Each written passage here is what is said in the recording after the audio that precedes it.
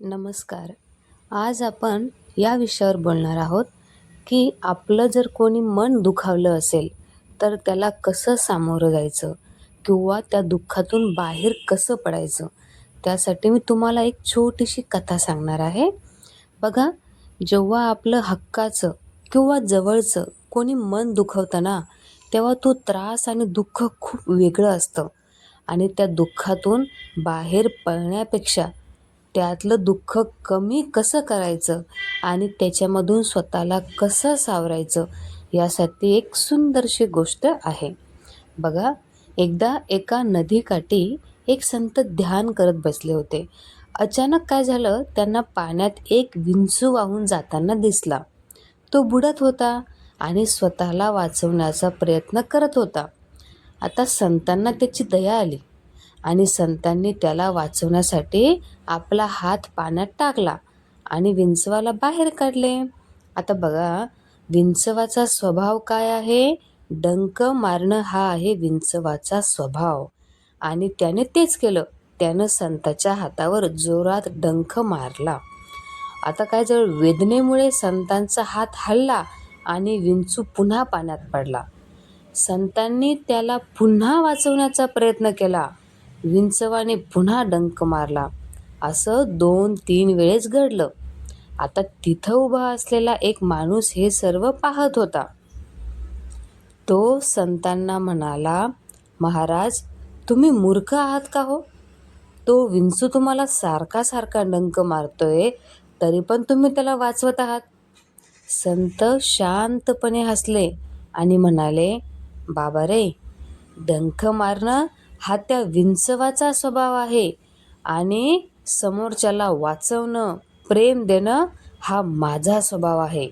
कारण मी माणूस आहे." जेव्हा तो एक क्षुद्र जीव असूनही आपला स्वभाव सोडत नाही, तर मी एक माणूस असून माझा माणुसकीचा स्वभाव का सोडू? हे त्या संताचं उत्तर होतं. आपल्याला याच्यातनं काय शिकायचंय? तर समोरच्याच्या स्वभावाला स्वीकारा. सगळ्यात पहिली गोष्ट म्हणजे ॲक्सेप्ट करा. विंचवाप्रमाणे काही लोकांचा स्वभावच असतो इतरांना शब्दांनी किंवा वागण्यातून डंख मारण्याचा.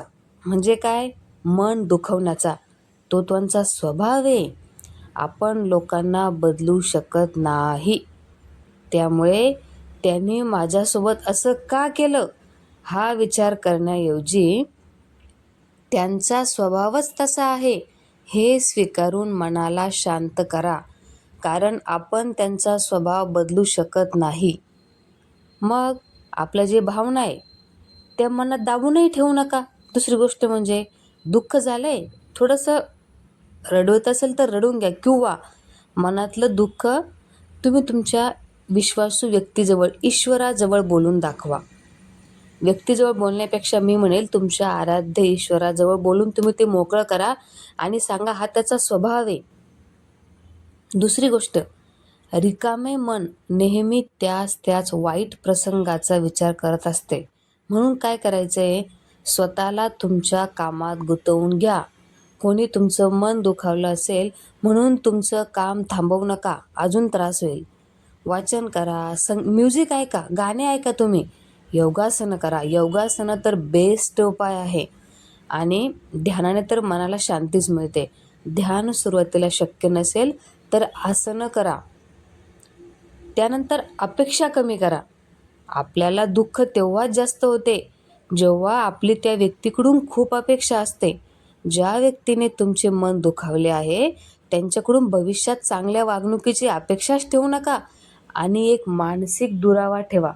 भले ते तुमचं नातेवाईक असेल ना जवळचं, तुम्हाला थोडेफार त्यांचे संबंध ठेवावे लागत असतील, पण एक अंतर ठेवा. ठीक आहे, जास्त काही त्यांच्याकडून अपेक्षा ठेवू नका. आणि तुमचा आनंद किंवा दुःख कोणा दुसऱ्याच्या हातातली बाहुली बनू देऊ नका. संतांसारखा आपला स्वभाव सकारात्मक ठेवा, शांत ठेवा.